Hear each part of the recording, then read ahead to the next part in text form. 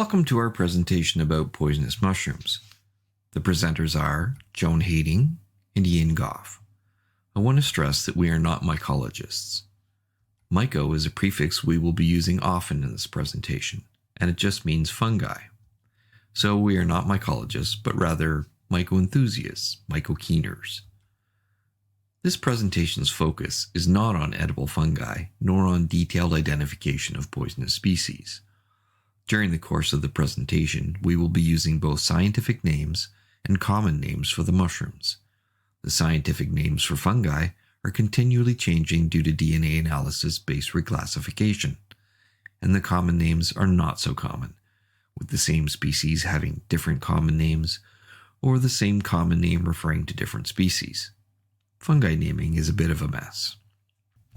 We will be talking about the anatomy of a mushroom, myths associated with poisonous mushrooms, poisonous species and their mycotoxins, other factors that influence toxicity, first aid, our recommended identification resources, and references. Now we'll delve into the anatomy of a mushroom. This detailed diagram names the various parts of a mushroom that we may or may not refer to in the rest of the presentation. This part is the cap, this is the underside of the cap, and this part is the stalk. Shall I go over that again? The underside of the cap can contain various structures. In the top left, you can see gills. You can think of them as individual sheets of paper in a book, radiating outward from the stalk to the edge of the cap. They're thin and bendy. In the bottom left are ridges. They're similar to the veins on a tree leaf. They're more robust than gills, not particularly bendy. If you rub your finger along them, they feel like corrugations. In the middle, you can see pores. They are a series of tubes, just like the internet. In the top right are teeth, which are like lots of cones hanging pointy end down. Mushroom myths arise out of our desire to have rules of thumb to keep us safe. The unfortunate fact about toxic mushrooms is that there's no shortcuts for deciding whether a mushroom is toxic or not. You need to take into account all sorts of information, such as cap and stalk color, age, location, shape, texture, smell, what's underneath the cap, grouping, what it is growing on, and even what trees are growing nearby. But that's too much hard work, so instead we get myths. Myth: mushrooms are poisonous due to one toxin. A friend once asked what made mushrooms poisonous. He had a hard time accepting that there are different and multiple toxins in different mushrooms. It's easy to think that there's only one toxin. The body has a limited range of responses when presented with ingested toxins, whether it's bad food, poisonous mushrooms, turnip, or tequila.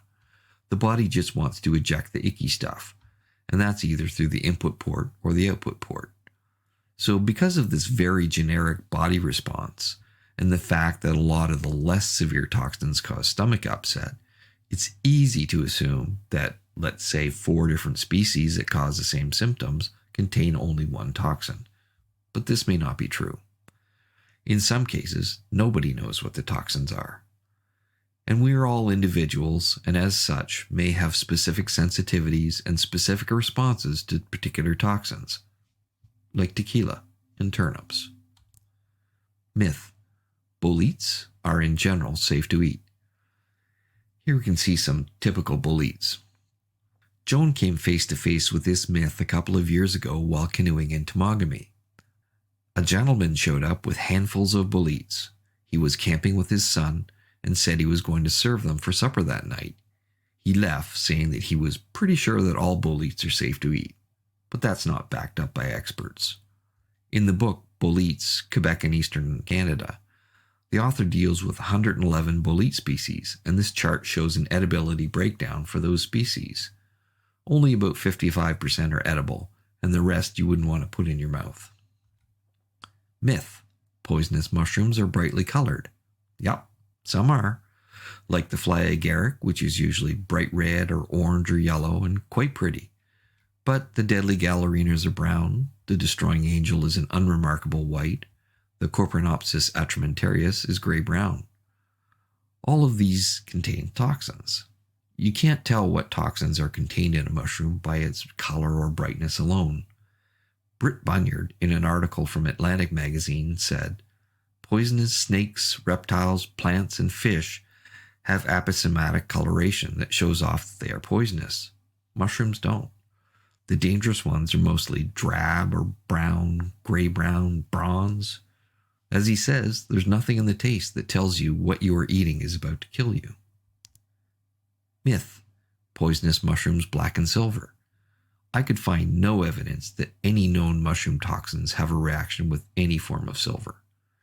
Variations on this myth include cooking the mushrooms with silver eliminates the toxin, or an onion turns black when you put it in the pan when cooking mushrooms.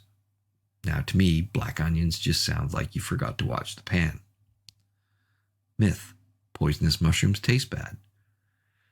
People who have eaten the death cap and Chlorophyllum molybdites and survive have reported that the mushroom tasted quite good. You cannot use taste as a guide to a mushroom's toxicity. Myth: all mushrooms are safe if cooked, parboiled, dried, pickled, etc. Now, it's true that some inedible species can be made safe by special preparation. This is not true for all mushrooms. Some fungal toxins are broken down during cooking, which is the main reason why you should always thoroughly cook any mushroom. The second reason is to kill any insect larvae. Many fungal toxins are not sensitive to heat, and so are not broken down during cooking. In particular, alpha-amanitin, one of the toxins produced by the destroying angel, or Amanita bisphorigera, is unaffected by heat. Myth: poisonous mushrooms will turn rice red when boiled. A number of refugees from Laos were hospitalized, and one person died after eating mushrooms, which were probably a toxic Racula species, after believing this myth. It may be true that in Laos the poisonous species do turn rice red when boiled with them, or it may be a myth there as well. This type of highly specialized knowledge is not transferable to another region. Myth: poisonous mushrooms have a pointed cap. Edible ones have a flat, rounded cap. Of the 2 pointed cap mushrooms to the left and 2 rounded cap mushrooms to the right, none are safe to eat. The shape of the mushroom cap has no correlation with the presence or absence of mushroom toxins, so this is not a reliable method to distinguish between edible and poisonous species. Myth: if it grows on wood, it's safe to eat. All of these fungi grow on wood, and all of them contain toxins. On the left we have Galerina marginata, in the middle is Hapalopolis nidulans, on the right is Gyromitra infula. Myth: insects or animals will avoid toxic mushrooms. None of the fungi shown here are recommended for eating by humans, but the squirrel who moved this Amanita flaviconia into the tree did not avoid it, and the beetle did not avoid the Chondrostereum purpureum, and the slug didn't avoid the Pholiota granulosa. Fungi that are harmless to invertebrates can still be toxic to humans. The death cap, for instance, is often infested by insect larvae. Evidence that something else has been eating a mushroom is not evidence that it's safe for you to eat. Some mycotoxins work by binding to enzymes, rendering those enzymes unusable by the body, and slowing down or stopping critical biochemical reactions. Some mycotoxins are neurotoxins, acting on the nervous system. The nervous system and enzymes used within the body of slugs, snails, and insects are so far removed from the human body that toxins which affect us may not affect them. Small rodents, such as squirrels and chipmunks, are known to eat mushrooms, some of which are toxic to humans. These rodents have an adaptation in their stomach that handles the toxins. Amatoxins in the most poisonous mushrooms are chemically bound to a glycoprotein, and when Charlie consumes it, the digestive system separates the toxin from the glycoprotein. The glycoprotein gets excreted from Charlie, but the toxin is absorbed and enters his bloodstream. In rodents, their stomach lining contains toxin-compatible glycoproteins, so when the toxin is broken apart from the glycoprotein, it eventually migrates to the glycoprotein on the stomach lining, binds to it, and then gets safely excreted. But I have my own theory. If you see an insect or mollusk or rodent eating a known poisonous mushroom, how do you know they are not being poisoned? I mean, if I see a slug mowing down on a destroying angel, and I see a slug the next day doing the same thing, I can't assume he's back and it's safe to eat. I cannot assume it's the same slug. It's not as though I can tell a Bill slug from a John slug. Bill might be at home with his little slug arms tightly gripping the toilet bowl, or lying dead in his own slime in the slug gutter someplace. And John Slug might be setting himself up for the same fate. Now we will look at some poisonous mushrooms, ranging from those that occasionally cause mild symptoms in some people to those that are deadly toxic. And like tequila, different people may have different responses to some of the toxins. Reports indicate that there are from 170 to 400 toxic mushrooms worldwide. In this presentation, we'll be looking at a small sample. Let's start with some mild to moderately toxic mushrooms that are unlikely to kill you, but it can be unpleasant. Some of them are considered safe to eat, but under special circumstances, they are not recommended. The various Morchella species known as yellow morels can be seen in the spring. The head is pitted and forms a single hollow compartment with the stem. They are a prime edible, for most. When you see them for the first time, they seem pretty ugly, looking like a worm-eaten brain on a stick. In a review of documented adverse effects by the North American Mycological Association, or NAMA, morels were implicated in over 3% of the cases. Dr. Michael Boog stated, if morels were not so delicious, they could have been labeled as toxic. If they haven't been cooked, effects includes GI distress. Even if they have been cooked, some people with sensitivities may experience neurological problems. Pleurotus ostreatus, or oyster mushrooms, are large and fleshy fungi that grow on deciduous wood from May to November, and you may see them in grocery stores. Oyster mushrooms contain small amounts of the toxin erythritol. It's a sugar alcohol similar to the artificial sweeteners mannitol, sorbitol, and xylitol. It's not harmful to most people, but it can cause gastrointestinal irritation in others. On a related note, oyster mushrooms are prodigious spore producers. If you buy an oyster mushroom kit for home cultivation, never grow them near where you sleep. The excessive spore exposure can lead to allergic sensitivity to oyster mushrooms, which lasts for months. The spores can also cause an increased risk of hypersensitivity pneumonia. Omphalotus illudens, or jack-o'-lantern, grows in clusters and can be found on wood in the summer and fall. This mushroom contains illuden compounds, which are a family of poisonous compounds that are cytotoxic, which means they can cause death or damage to cells. Ingesting this fungus leads to a 24-hour extravaganza of discomfort. When fresh, jack-o'-lantern gills have a wheat-green bioluminescent glow.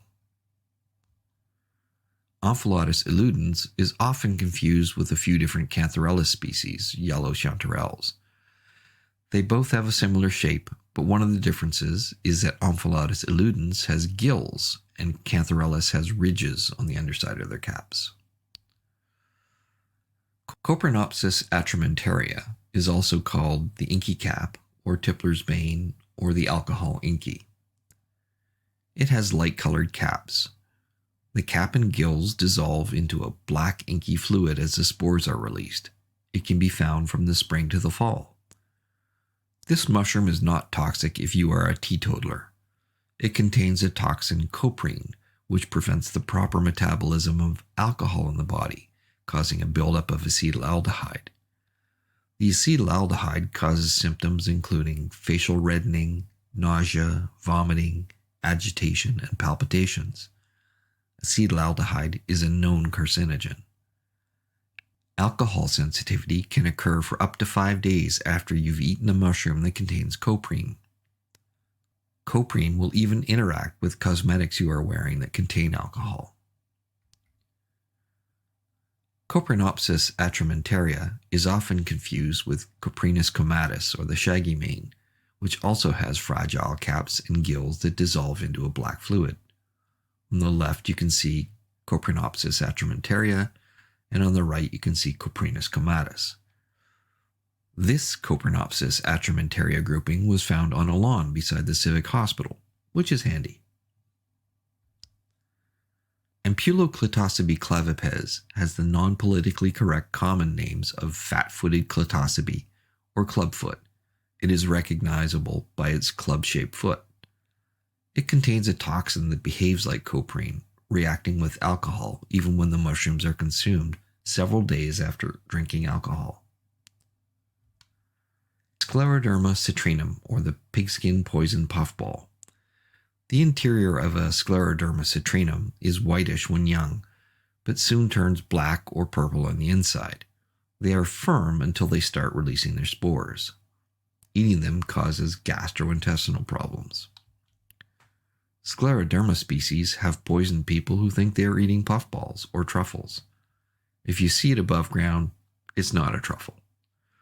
Puffballs, when they are edible, are uniformly white on the inside and soft like a marshmallow, with a flavor reminiscent of the packing material class of foods like packing peanuts, styrofoam, and tofu. Psilocybe species, or magic mushrooms. There are many different psilocybe species, mostly considered LBMs, or little brown mushrooms. Be very careful with your identification. They resemble deadly Galerina, which is very toxic. They have low toxicity, but fear and panic reactions or bad trips often result in dangerous behavior leading to accidents and self-harm. One report from NAMA refers to a man under the influence who fell to his death from the third-floor window while trying to escape from the police. Psilocybe americanus, or the chicken fat mushroom, is a yellow mushroom with a soft consistency and a slippery texture. They have an exclusive relationship with white pines. They do not date out of the trees. Simply handling these mushrooms can sometimes result in a rash and itching in sensitive individuals. This is similar to the reaction to poison oak and poison ivy. Rashes are reported most frequently for Psilocybe americanus, but other species also cause them. On a related note, consuming undercooked shiitake mushrooms can cause a form of dermatitis that makes your skin look like it's been flogged. Now, let's look at some of the mushrooms with moderately toxic effects. Inocybe species, or fiberheads, are small to medium-sized mushrooms characterized by fibrous to scaly caps, which are often conical. They have gray-brown spore prints and can be found under deciduous and conifer trees. This is a large species of fungi with over 1,400 species, the majority of which contain the toxin muscarine. The effects range from gastrointestinal distress to cardiovascular changes. According to Lasso and Peterson, none of these species should be consumed. Amanita muscaria vargasii, American yellow fly agaric, is a beautiful yellow-orange fungus that contains a boatload of toxins. It's known for its unpredictable effects. Ibotenic acid metabolizes in the body into muscimol, which is a powerful neurotoxin whose common effects include nausea, vomiting, and drowsiness.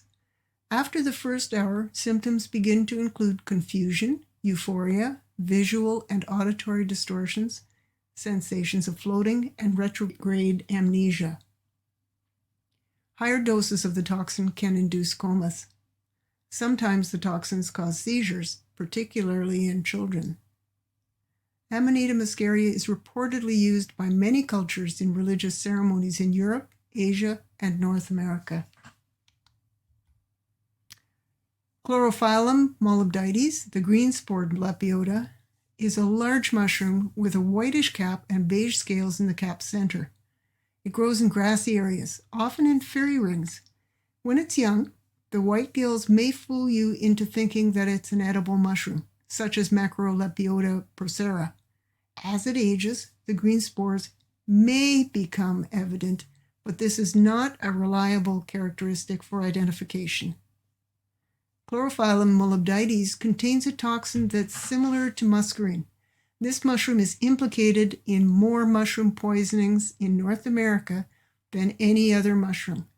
It leads to severe gastrointestinal distress, and the resulting dehydration can be life-threatening.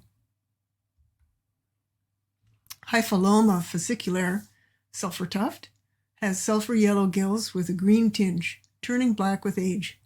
It grows in clusters on both deciduous and conifer wood, early summer to fall. The toxins in this mushroom result in gastrointestinal issues and possible paralysis and impaired vision. Now we get to some heavy hitters, the ones whose consumption can result in permanent and life-threatening damage. The common names should act as a clue that these should not be eaten: destroying, death, deadly, poison.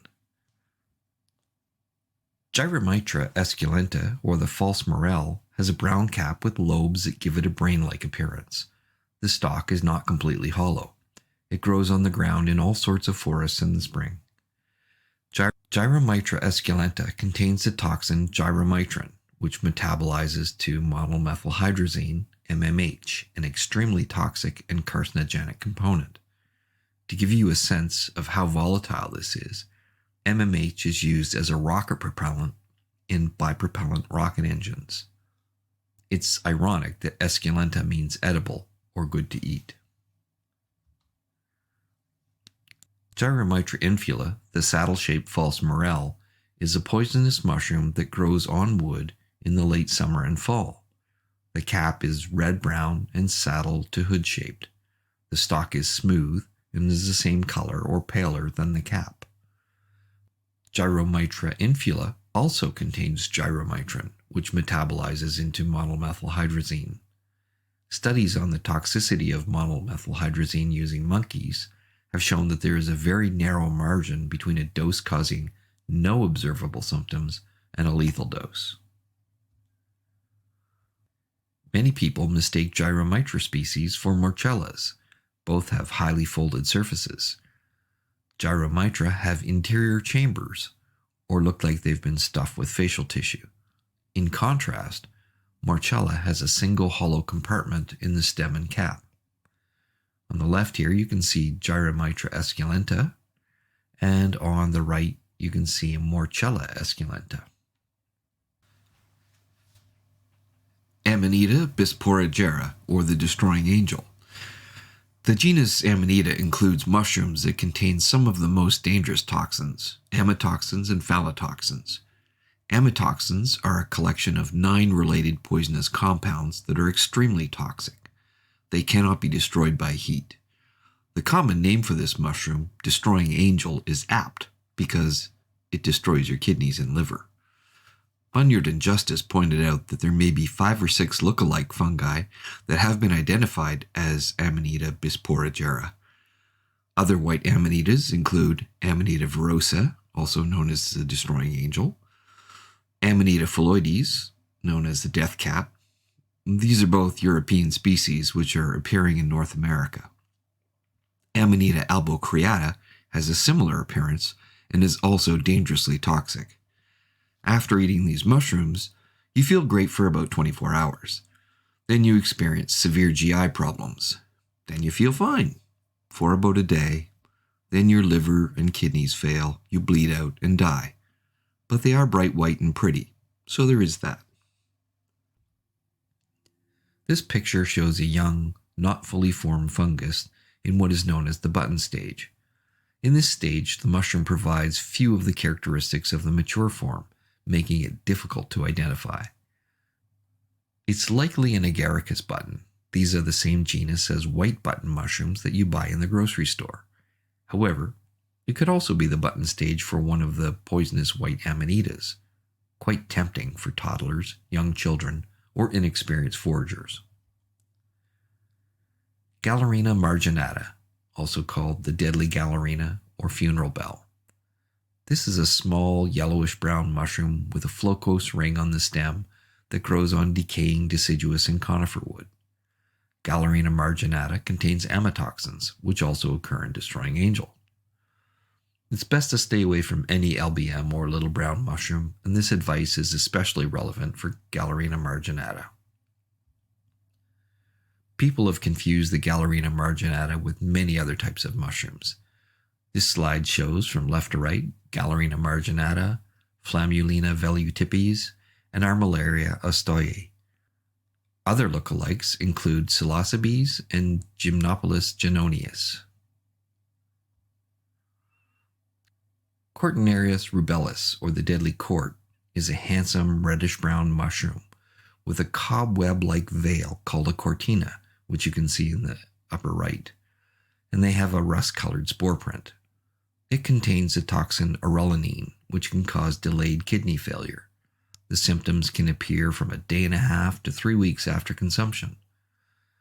This past August, a retired forest firefighter living in the Abitibi region, who had been foraging for wild mushrooms, ate some Cortinarius rubellus, with serious consequences. After suffering for 18 days, he sought medical help and was admitted to hospital where he was treated for acute kidney failure.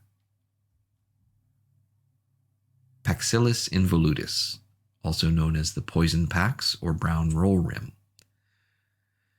It's a medium-sized mushroom with close, decurrent gills and an inrolled cap margin. This is the poster child for the new Roll Up the Rim and Die campaign. This mushroom can cause problems in two ways. First, it contains strongly irritating toxins that may cause severe gastroenteritis if the mushroom is not cooked properly.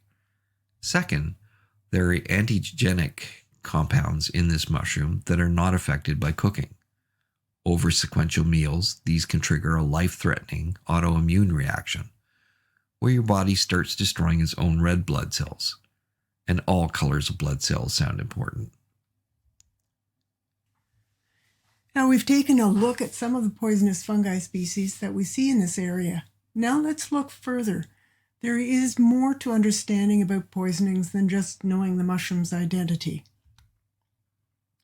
Poisoning could be due to something about the mushroom identification, lookalikes and variability in toxin quantities, contamination, the diners, and the way that the meal was prepared. Let's look at each of these. Careless identification errors can result in poisonings. In 2015 to 2016, at least 2 individuals suffered from poisoning when they mistook chlorophyllum molybdites, which is poisonous, for Coprinus comatus, which is edible. This is a case where it's difficult to see how an identification error can have been made.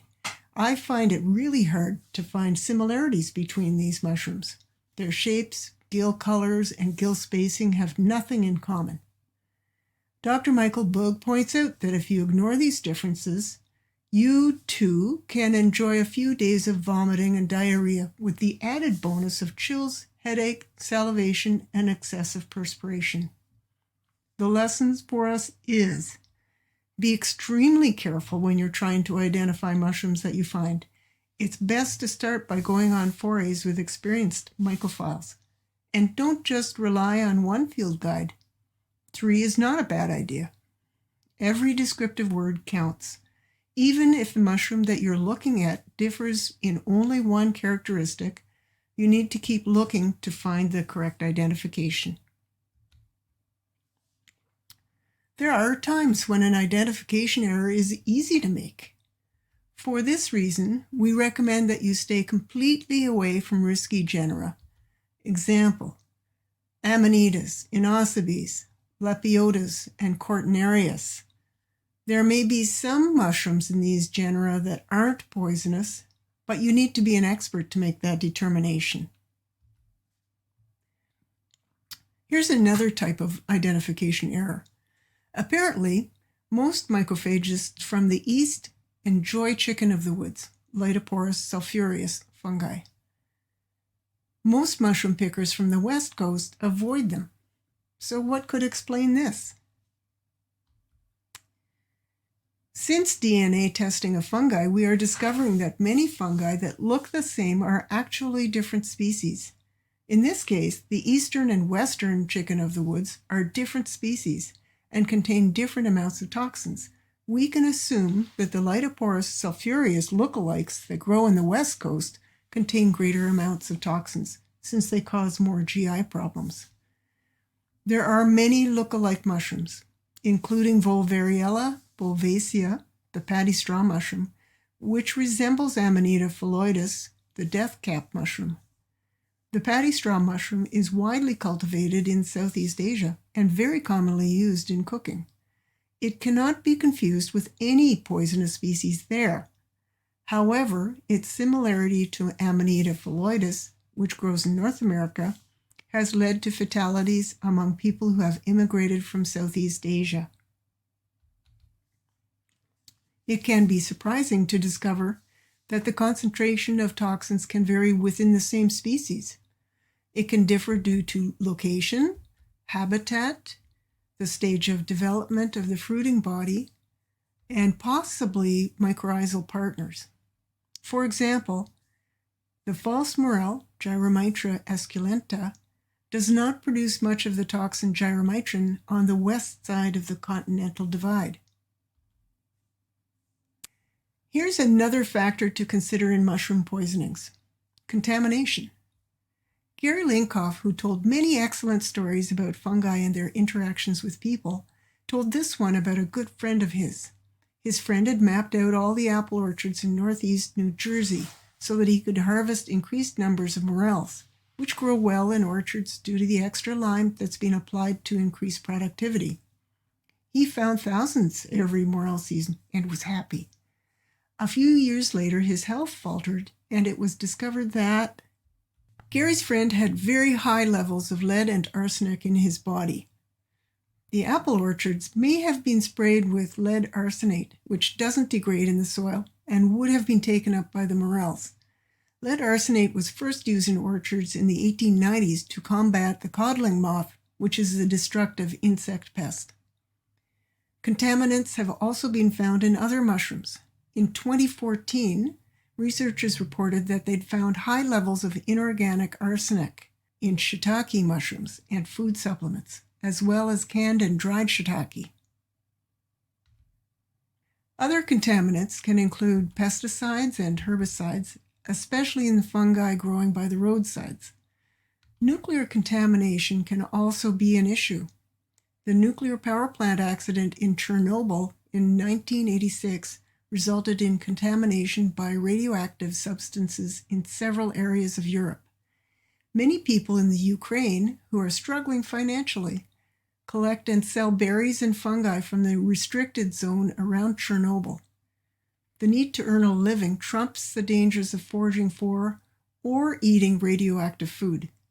It's troubling to know that food that has been contaminated by radioactive substances can be sold as organic. Contaminants can also include molds and insect larvae. NAMA reported, one intrepid mushroom collector, determined to eat everything he brought home, no matter how long it had lingered in the refrigerator, repeatedly learned that eating heavily maggot-riddled, decaying mushrooms can lead to several hours on and leaning over the porcelain throne. Now let's look at poisonings that occur due to differences in the individuals who are eating the mushrooms. 14 people gathered for a foraged meal. 13 people enjoyed the chanterelle soup, and the 14th suffered from severe nausea. Why did the 14th person get sick? When he lurched out of the bathroom with a green face, the 14th person said, I had the same reaction to chanterelles many years ago, but I thought I had outgrown it. He has an allergy. Even if a mushroom doesn't have any identified toxins, allergies can be a concern. This means it's advisable to try a small amount of cooked mushroom before deciding whether your personal microbiome finds it acceptable. Here's another meal with unhappy consequences for one of the diners. 4 friends ate a meal that included an Amanita proxima. 3 were fine. One of them developed kidney failure. What do you think could have caused the kidney failure? Several factors could have contributed to the poisoning.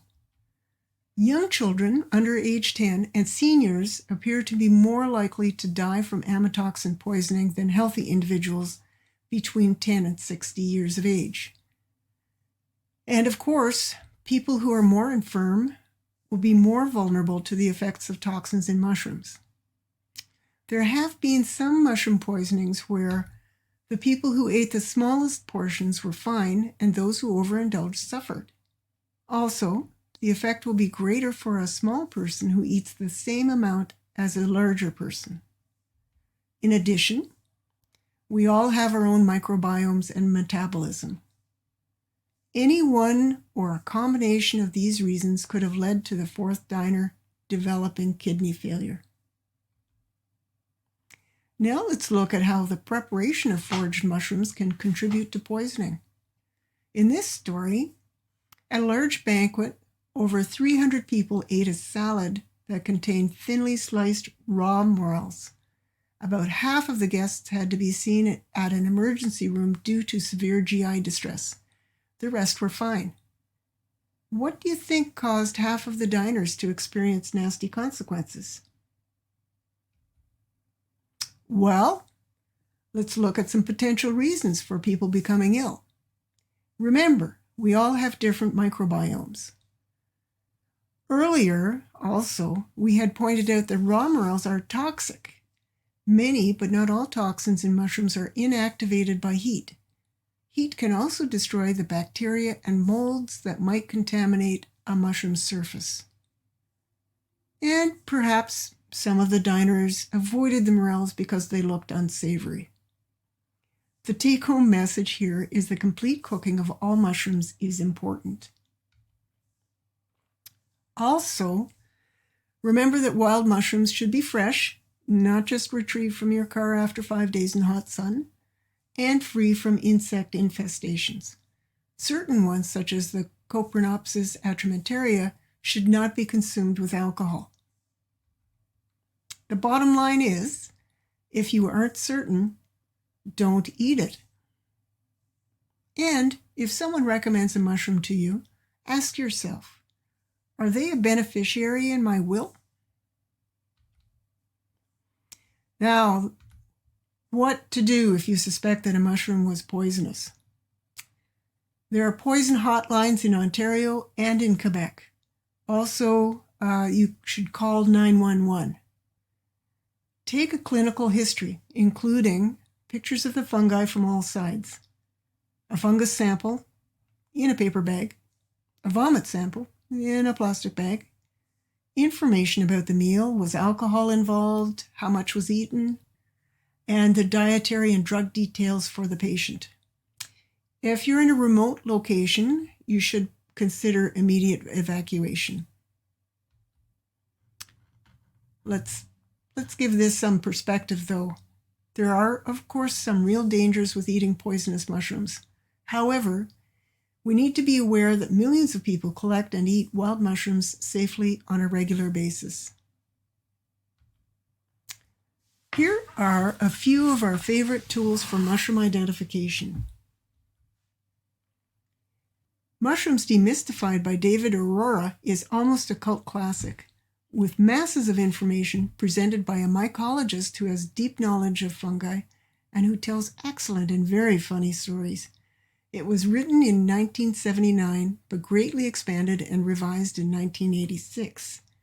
Now that DNA analysis is possible, many of the fungi names have changed. Mushrooms of the Northeastern United States and Eastern Canada by Timothy Baroni contains over 500 species with easy-to-use keys. Each species described includes helpful comments and tips for identification. Mushrooms of Ontario and Eastern Canada by George Barron was originally published in 1999. This is an easy-to-use and well-organized guide that covers many of the common fungi. Again, many of the fungi names have changed since it was written. Mushrooms of the Northeast by Teresa Marone and Walt Sturgeon is a small book that contains a lot of information, including descriptions of mushroom lookalikes, which is particularly important for recognizing poisonous species. Its small size makes it an excellent pocket field guide. The Complete Mushroom Hunter was written by Gary Linkoff, a well-known mushroom guru. He delights us with a guide that's full of information about which mushrooms to eat and which ones to avoid. Great stories. Champignons du Québec et de l'Est du Canada and the larger guide, Le Grand Livre, were written by Raymond McNeil. These two guides contain excellent photos and descriptions in French of many common fungi. Boletes by Fernand Muron and Anita Royer is a bilingual guide with multiple illustrations and a pictorial key to help with the challenge of identifying boletes. Amanitas of North America by Britt Bunyard and Jay Justice is a reference book solely for this genus, with pictures and information for more than 120 Amanita species. Fungi of Temperate Europe by Thomas Lasso and Jens H. Peterson is a 2-volume set that covers over 2,800 species of fungi across temperate Europe. Many of the species described are also found in North America. Peterson and Lasso created innovative pictorial identification wheels for each form group of fungi in the book. Mushroom Expert is the creation of Michael Kuo, who describes more than 1,200 species. The website does not contain any information about the edibility or toxicity of mushrooms, but it does have excellent information that's useful for identifying fungi. Les Champignons du Québec website by Michael Quebec offers an easy-to-search source for fungal identification. La Funge 2.0, developed by Jacques Landry and Roland Labbé, is a fungus identification app. You can download it onto your phone to use as a lightweight reference when you are fungi hunting. Multiple pictures are displayed for each fungi, which is helpful, since their appearance is not always consistent. You will need to know the scientific name of the fungus to use this app. Dr. Michael Boog has recently pointed out the mushroom identification apps for your phone can be unreliable. If they only show one picture for a mushroom, it often isn't sufficient to make an accurate identification. As he says, the chance for error is very high and the consequences can be fatal.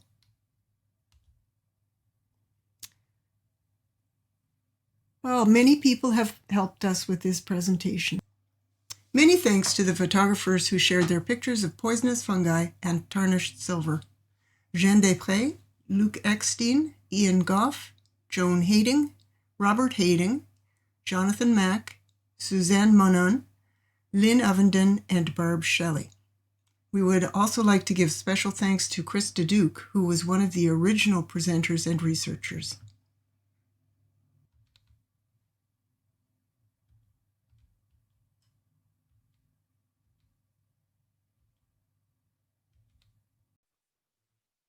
Okay. And we'll turn. Lynn.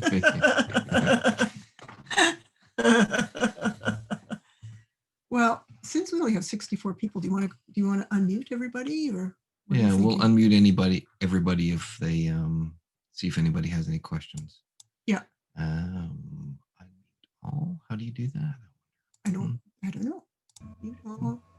We're looking to see how we could unmute everybody. You can't. Everybody has to unmute themselves individually. Okay, that's a big project. No. Well, we've asked everybody to unmute. Yeah, I unmuted. Yeah. So, does anybody have any questions? Very good talk. Could I ask a question? Mm-hmm. You just did. I'm wondering if, when collecting, how much, like, forget the eating part, but just touching them, can you get the toxins on your hands, and then if you touch your mouth, get sick, or the toxins go through your skin? Apparently not. Well, some of them. Except for the one. Remember we talked about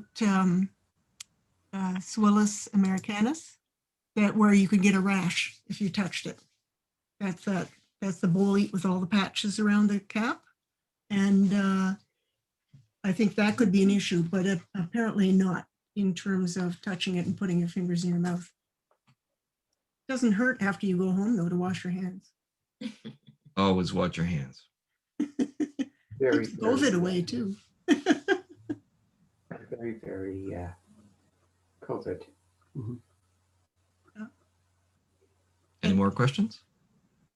I have a question. My cam isn't working. So I was wondering, so if, say, a mushroom is growing in the forest and you didn't know that 50 years ago that forest was like a dump, and you know, you wouldn't know that it maybe was soaking up lead or other toxins. I mean, the average person doesn't really have a chemical testing kit with them, but what do people normally do if you want to just make sure that you're not eating like mercury laden mushrooms that you found? I don't know that you can know what was growing there before, unless you happen to know a lot of old timers in the neighborhood who know what was going on. But maybe the idea of just eating a little bit instead of eating massive quantities works. Okay. Yeah, particularly heavy metals like mercury, lead, they tend to accumulate in your system. So you may be able to get away with a few a year, but I guess in that case, would you just have to like do more research about where you're foraging or something to just make sure? Yeah, I thought Gary Linkoff's story about his friend who harvested in an orchard was a bit frightening. I thought, but because I used to think that would be a good place to search for morels, but now I think it's probably a bad place to search for morels, especially in old orchard. Have you I ever like been that sick long eating picture. mushrooms that you've picked? I'm sorry, I didn't hear that one. Have you ever been sick eating mushrooms that you've picked? No, No? but Okay. we're not big foragers. And what So we about don't- sorry. Go ahead. And what about restaurants that serve wild mushrooms? Is that reliable, or should we be careful or not, or do they need to follow certain rules? I don't think we're qualified to make that assessment. I would hope that there is some regulations in place, but I don't know that. Does anyone online know if there's any regulations in place for that? Certain Roz, you should be able to address this. Certain states in the U.S. have accreditation programs for people who are commercial collectors to sell at markets or to sell to restaurants. Not all states do, but there are some. I don't know if you're in New Hampshire, Roz, I believe. Yeah, Right. So does New Hampshire have? How you doing, Roz? live free or die in New Hampshire. Forage for free or die. but certain states have it, and there's a lot of discussions that go on online in the mushroom community in the States amongst Americans, saying, you know, our state is considering it. You know, what can you guys recommend in terms of the standards? You know, like for states that actually have it already. So, but I don't think in Canada there's anything. Okay, thank you. I think there have been movements to try and regulate. In Europe, pharmacies will identify mushrooms, tell you whether it's poisonous or not. Certain countries, France, I think maybe Italy, Germany. So to become a pharmacist in certain countries in Europe, you have to get training in being able to identify certain basic species. So people that go out for the day come back, they go into the pharmacy for free. The pharmacist will go through their finds and say yes, no, yes, no. Yeah.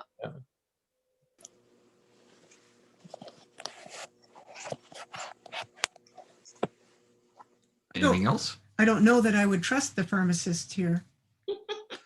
Yeah, but the pharmacists here aren't trained. They are there. It's part Yeah, of they the are. training Yeah. to get to become licensed, to become Yeah. certified.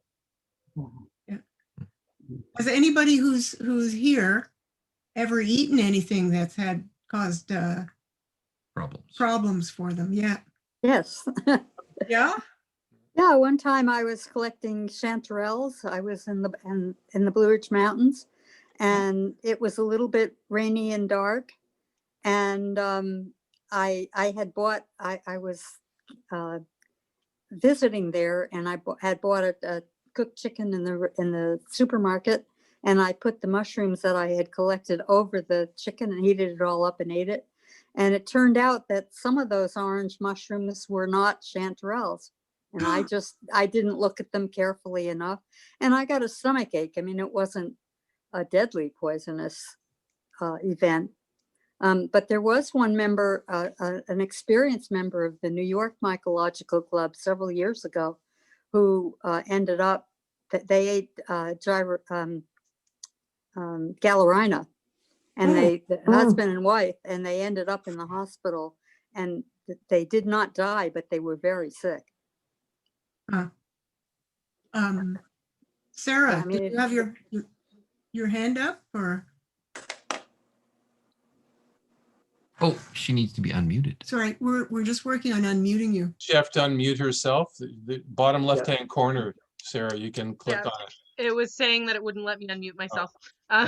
So I don't actually have a question, and I think most people have got their questions out. So I'll say this now. We homeschool, and I do a lot of online learning myself. So we've seen a lot of presentations over the years, and this is by far one of the best online presentations I've ever seen. So great work, guys! Like really fantastic. Oh, thank you very much. Thank you. Your check's in the mail. I was thinking about, we took a course with Richard, who was just speaking. Wave, Richard. Wave, hi. The guy who nodded, saying he's gotten the ill from eating mushrooms. Yeah. You should trust me. Yeah. And you remember there was a fellow in my class who was saying that he'd eaten some Coprinopsis, some inky cap mushrooms. Right. And he said he couldn't believe it. His whole body turned red, and it was like that for a few days. Remember that? The guy with the big laugh. And I have to look at the list and see. It doesn't come to me right away. An ex-biology teacher.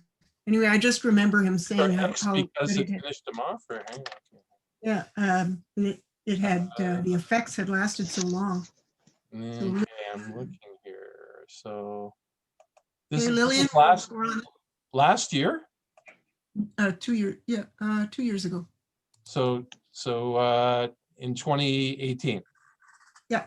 Okay, I'm looking. I'm just opening up my right. 2019. 2019. Yeah. Okay, so you were in the 5-day, right? Yeah. Yep. This is Rosemary Pancreas. No, there. Okay, Lillian, your hand is up. Where, and you're muted. Ask to unmute. yeah, I'm going to ask to unmute you. You should have. Oh, are you talking about Bob? Yeah, Bob. Yeah. Bob laughs at all my jokes. I love Bob. Oh, seriously, remember he was like doubling over anytime I said something. And yeah, Bob. So I don't recall him. It's possible. Yeah, I mean, he's very sharing with stories. So yeah. So what did he ate? What was it again? Some sort of Coprinopsis? Yeah, Coprinopsis atramentaria. Oh, okay. Yeah, oh, right, with yeah. alcohol. So and I don't think he had anything to drink at the same time. It was a couple of days later. Okay. And then he worked it out. That's correct. Starting to come back to me now. Yeah. Quite a nasty response. Yeah, retired biology teacher. Yeah. Who also suffers from Lyme disease. He's got memory issues because of that. Yeah. Not so good. okay. I actually got sick. If anyone wants to hear another Sure. mushroom illness story. Fire away. So I'm trying to think what this was now. It was Melanoleuca is a genus, and this was a spring Melanoleuca, which the often in field guides it'll say edibility unknown, because people ask me, well, how do we find out if something's edible? And I say we need a volunteer. So either accidentally or intentionally. You could be Charles McIlvaine, who used to stuff everything in his mouth, who founded the Boston Mycological Club, which I think is the oldest mushroom club in North America. And he wrote a book. What was it called, Roz? Like 1,001 edible mushrms or something like that. Yeah, which you can buy like reprints, Dover publications, that kind of stuff. But apparently this guy was immune to almost anything, so he could eat things that you really wouldn't want to eat that he suggested in his book, many of the things. But anyway, so it was Melanoleuca brevipes, and that was one that the edibility was unknown. And we had a very knowledgeable person in our club, the Mycological Society of Toronto, who used to feed, he was a retired pharmacist. He was our guru at the time. He was like so knowledgeable. He used to feed things to his cat and see if the cat survived. Kitty. What can I tell you? I mean, you also have to, you have to decide whether you think the cat has a similar immune system to human. Yeah. But anyway, so he discovered that this Melanoleuca brevipes, which grows in the, I guess, late spring, early summer, was edible. He wrote an article for the McIlvania, named for this guy, Charles McIlvaine, which is the journal, or NAMA, the North American Mycological Society, writing that was edible. So I went out with Jack once and we collected, and that was just totally new. Like I had been maybe in the club a month. I knew, a little bit less than I know now. No, I was a raw beginner, literally. And I collected a, like a 6-quart or 8-quart basket, fruit basket full of these things. I ate them over 2.5 days, that amount. I got so sick, I had a fever and I was shaking at the same time. I had pustules that broke out all over my body. I should have gone to emergency, but I didn't. I just wrote it out, but I was as sick as you can get. So that's when I learned, because he never told me, even though he knew I was a beginner, that you should eat a very small amount and see how your body reacts. I just thought, again, like Ian's saying, some of the most deadly mushrooms taste good. This wasn't deadly, but it tasted fine. So I just kept cooking them up. Like I'd hit pay dirt, free. Yeah. So that was a lesson learned early on. Yeah. Well, it's like some of these toxins, you eat some, and you're fine.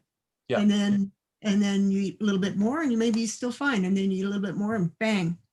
Well, there's some you have to cross a certain threshold, yeah, and then there's some that your body doesn't get rid of, like that oralanine or whatever that. That actually, the famous European mycologist died from that. It was one of his favorite mushrooms because it grows more in Europe than in North America, and he died after years of eating it because it kept accumulating in the system and finally crossed a certain threshold and it killed him. Yeah. So, and other toxins we do get rid of. If anybody is muted, if you have a question, please just hit the reactions and raise your hand. I do. Jane, I'm right up the top there. Right at the top. Yeah. Hi. I didn't hear you mention anything about the lobster mushroom, the Hypomyces lactiflorum. That's one of the ones that's very noticeable around my property. Yeah. And I know lots of people who seem to think that it's very edible. What's your address, Jane? But is it true that it's very edible? Mm-hmm. I think they grow. It is. It's not a mushroom in itself. It's okay. It grows on top of mushrooms. 2 different kinds of mushrooms generally. So you don't know what the substrate is. And generally people believe that it's edible, but remember the guy who ate the chanterelle soup and everybody else had eaten the chanterelle soup and were fine, and then he ate the chanterelle soup and he wasn't? maybe it's okay if you're not allergic to it. And otherwise, I suppose, as Richard says, you try a little bit, and if you're still okay, good. And Records, But, yeah, but the lobster mushroom is generally considered a good edible. And Yeah. I've eaten it many times. it's supposed to grow on russulas or lactarius, and of course you don't know which one because Right. the host, as they call it, is aborted, so it never forms proper gills. You can't, do a spore print, anything like that. But it's with like the FDA and what would it be, Health Canada, there's certain let's say natural supplements that are referred to as GRAS, GRAS, generally recognized as safe. In other words, there's no known harm from certain things, even though there might not be a benefit, let's say, from some of these quote unquote natural remedies. But similarly, if everyone's eating a certain mushroom and they don't fungus, and they don't know what's parasitizing, but no one's getting ill, then it's generally recognized as safe because the records from over the years don't show people getting sick on lobster mushrooms. You could, however, be one of the few people get some idiosyncratic reaction, which is why you should still start small, because even choice edibles you can get sick on, as people are saying. So, but it's not considered deadly, even though we don't know exactly what it's attacking, but we have exactly. Yeah. So we found quite a few lobster mushrooms this past year on a neighbor's property, and brought one of them home and tried it. And although it smells like lobster, to me it didn't taste like lobster, and I found the taste quite unremarkable. But it's called lobster mushroom because of the color. It has a slightly fishy smell when you collect it, when it's raw, but it doesn't taste like it. I like it because it has a very meaty texture. It's very dense. So I like the mouthfeel of it. And it's got, soak up if you're cooking it in oil, like pan frying, it'll soak that up. Just like they say Morels, some people think they're overrated, the flavor. They're just butter sponges, so that's why they taste so good. So, but like David Fisher, the mushrooms of northeastern North America, Bisset, and Fisher, that's one of his like top 5 like choice edible mushrooms. So some people really like it. Okay, thanks. I've had lobster mushrooms. I was a guest. Somebody else cooked it. They were deep fried. I get breaded and deep fried. It was delicious. Well, really everything tastes good when you bread it and deep fry it. Even those styrofoam chips you're talking about. I'm going to hold it against you. You maligned tofu, Ian. I'm never going to forget that. Never going to forget that. I'm just thinking that there are a lot of mushrooms that won't be good for a vegetarian, because a lot of them say, "Oh, it tastes like a lobster," or it has a meaty flavor. It's nice to eat. Well, when I give it like an intro talk on mushrooms, and I show that phylogenetically that fungi are more closely related to humans, plants are related to humans, I say, so when you're eating a mushroom, you're eating a distant relative, or you're being a hemi cannibal, so. So, that gets the appropriate groans from the audience, but at least they'll remember the point I'm trying to make. Yeah. All right. Anyone still muted with a question? Raise your hand, and I will unmute you or ask. Josh, you must have a question. Come on, Josh. No, I need to go. Thank you very much. It was a very nice presentation. Nice to meet you. Thanks for coming, Ross. See you, Ross.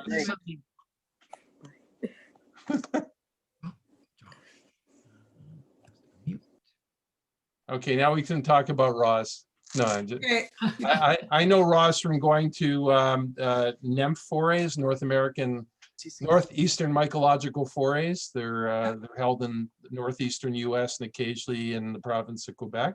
And clubs take turns hosting them. There's like a 7-year cycle, I believe it is. So yeah, Roz is a retired mycologist. She's specialized in ascomycetes, if anyone knows what they are. So very nice. The best ones. Yeah, Jonathan, you should curry favor with her. If you Right, haven't Josh, already. you have a question? Josh has his hand up. I'm sorry, I had technical difficulties there. Hi, Richard. I thought you said Josh. Josh, you must have a question. Josh. Oh, you did. Yeah, I do have Yeah, a you question. really have technical difficulties.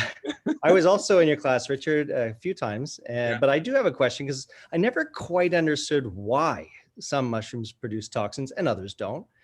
So what's the strategy there? What's the advantage to the mushroom to make these toxins, especially if animals of the forest and insects don't seem to mind? Who knows? Be like one of the why is the sky blue questions. Actually, we probably know that one. Yeah. I don't think we saw anything anywhere that said that gave us a Well, reason for there are the toxin. secondary metabolites, you know, and I'm sure there's a lot of theories, you know, that there could be expelling waste products. It could be for defense. It could be a whole bunch of different things. Yeah, You know, I mean, same thing like absorbing the arsenic. You know, I'm sure not all mushrooms would do it in an old apple orchard that had been sprayed, but Yeah. it's called hyperaccumulation, and certain plants are known to do that. That's why certain plants are grown on like mining tailings, you know, after when they're trying to, you know, reclaim the, you know, like an old mine site. They'll plant certain plants, certain ones will uptake cadmium and others lead and others zinc. And it's called hyperaccumulation. And there's theories about why they do it. You know, it could be a defense against herbivores, could, you know, but there's cost for a plant to be able to do that as well. But I don't know if that's been greatly examined in fungi. Remember, fungi, you know, the study of mycology is what, a couple of centuries behind botany. You know, it's really been lagging. You know, we need more workers looking into all these questions. Do you have any thoughts, Josh, why they may have the toxins? The toxins that are at least toxic to us? There's got to be a good reason. There's got to be an answer to that question. But I don't, it's probably different, right, for the different types, as the talk nicely showed. There's different toxins there. So it's probably not one answer. But and why do some glow? You know, why do some, you know, give off light? It's not that clear. The answers aren't clear. But I am curious if those toxins do affect some of the, you know, the rodents and insects. And I don't know how well that's been looked at either. I don't have the answers. I don't know. Well, there was okay. So I've been looking into slugs and mushrooms, because it seems to me when I go around to look at fungi, I see a lot of slugs eating the fungi. And there is a paper that was written in 2010 that an article in Fungi magazine where they just took a look at that, and it looked like there were a couple of plants that slugs ate that did, and the slugs did die. It wasn't happy, or there were slug bodies next to those plants. Right. So no, Bob slug had a bad time next to that plant. So who knows? It would. I don't know that anybody's really studied that well. Mm-hmm. I mean, sounds like something that is easy to study. I mean, you can probably put a slug in there and observe it for a few days and see how the slug will react compared to other slugs, which are fed on other type of edible food. So that sounds like an easy project to do, actually. But I'm not an expert in slugs. I wonder how much interest there would be in that. Question is, after you pass the third stage trial, how quickly can Pfizer ramp up production? Well done. I really like that swan picture that show up once in a while, though. Oh, Karen, why don't you show your face? Come on. Well, maybe Karen is a swan all along. So. Okay, I got to figure out how to do it. Just I like this. Come on, if you can play crokinole, you can put up your picture. Oh, shush. That's an in joke. Karen's taken my workshop as well. Oh, it just popped out for like randomly, and it kind of made me laugh each time. So. Yeah, sorry. That's a swan in France. It's beautiful, isn't it? It is. Yes. Nope, sorry, I don't know how to get rid of that, so I'll have to figure that out for next time. If you go to zoom.com and log in and go to profile, then you can change the picture. That's one way. There's Okay. another way you can do it while you're on the actual app, which I'd have to think about how to tell you. But Yeah. Karen, you were there at the beginning. I saw you. Yes, I was, and somehow I got this back, and I don't know how I did it. That's because the swan's smarter than her, out strategized her, That's not nice. outplayed her. That's right. You just need to turn on your video. So if you hover over the Zoom screen, and you'll see a microphone and a camera down in your bottom left-hand corner. Oh, right. Press on the start video. Aha, There we go. Whoa. Hi. There. Hello. No, Joni. Thank you, whoever told me that. It was an amazing talk. It was a really amazing talk. Very well researched, very well put together. Yeah. Thank you. Thanks, Richard. Yeah, thank you. Yeah. We are just beginners, but it was an interesting thing to look into as we stomp around in the forest and wonder what we're looking at. Well, if you come to any more workshops, I'm passing all these questions over to you if anybody has any ability in that. We'll forget by then. Yeah. All right. Well, if there's no more questions, I think we can call it an evening. Hi there. Wait.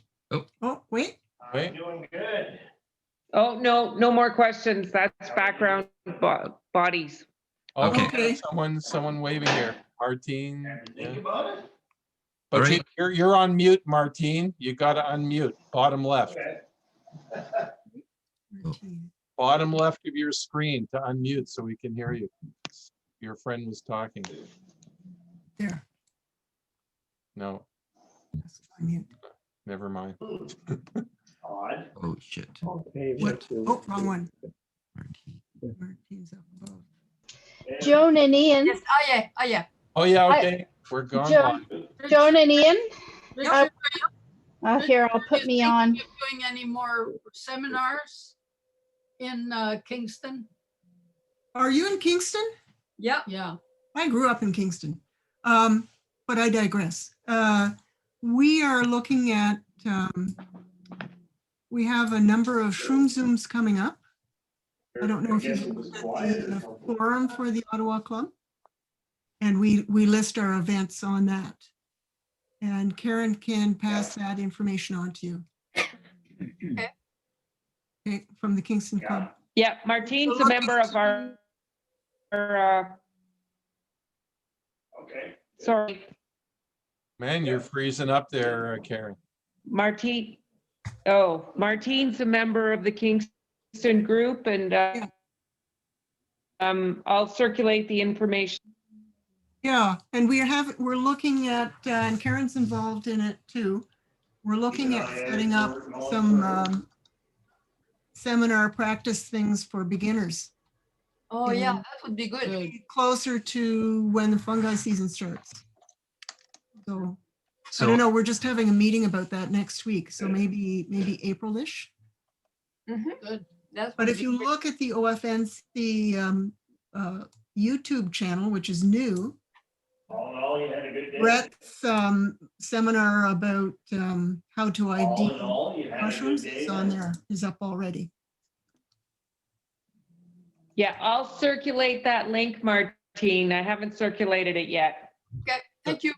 So are you Lorraine by any chance? Yes. I finally get to meet you. Okay. I didn't register, but I attended with Martine here. And I missed you. Yeah, Martine did. Yeah.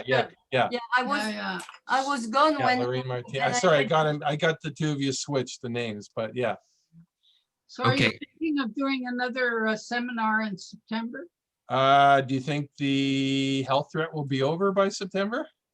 Well, we're hoping. Well- we're hoping the third wave has not started yet.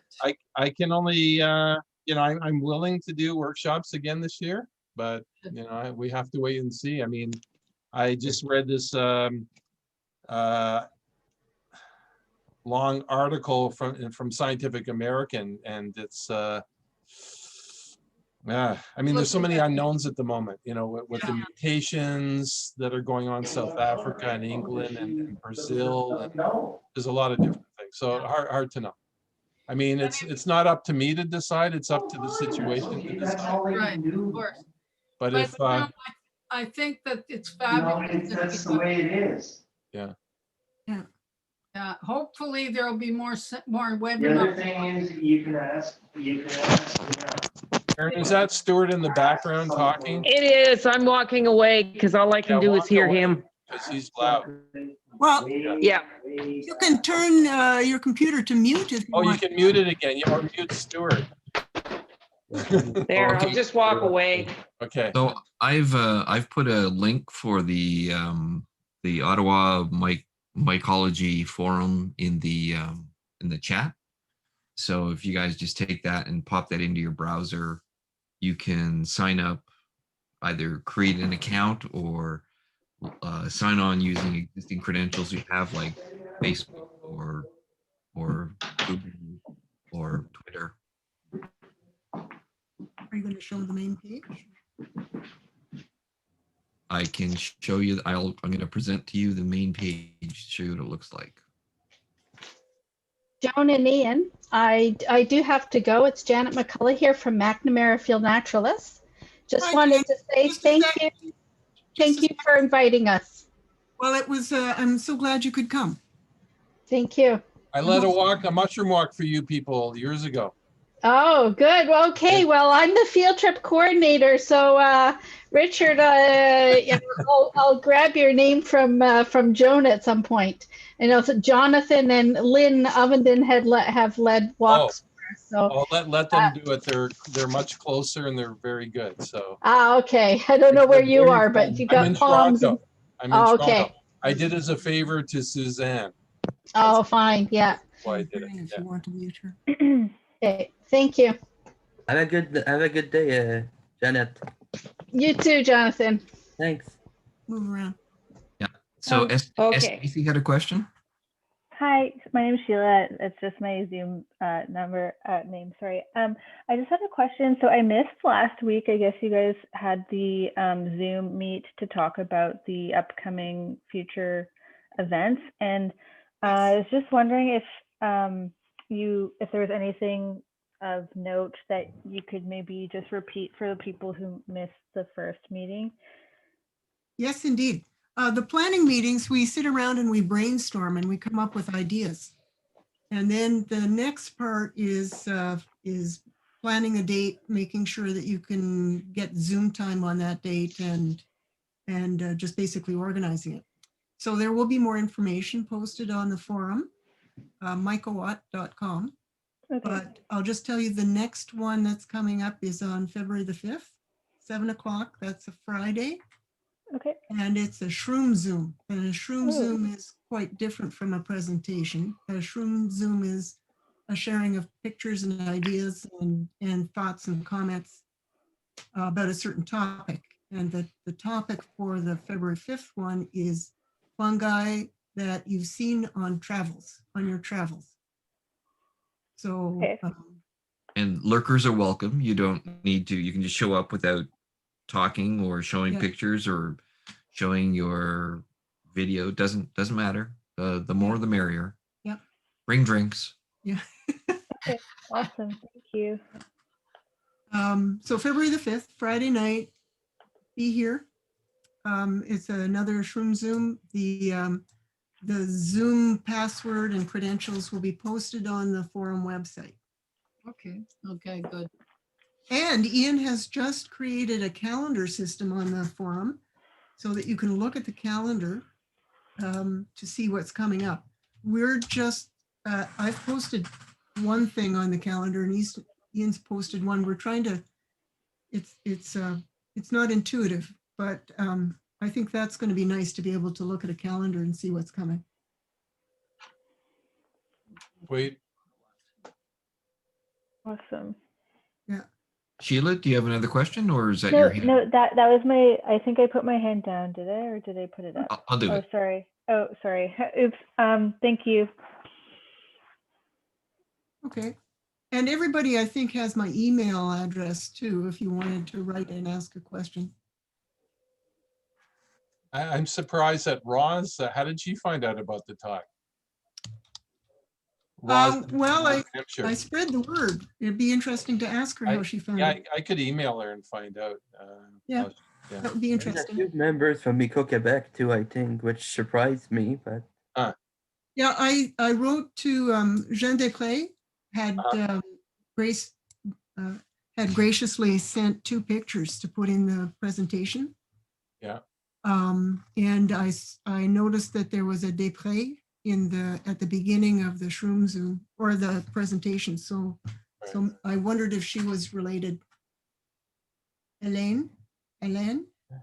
And there was a Jonathan Jensen Lynch, which is a mycologist from Abitibi. No idea how we found this though. Well, if I sent the information to Jean, he might have spread it, but I also sent it to Chris. So there were, I think, going to be some people here from Newfoundland. I don't know if anybody's still here from Newfoundland.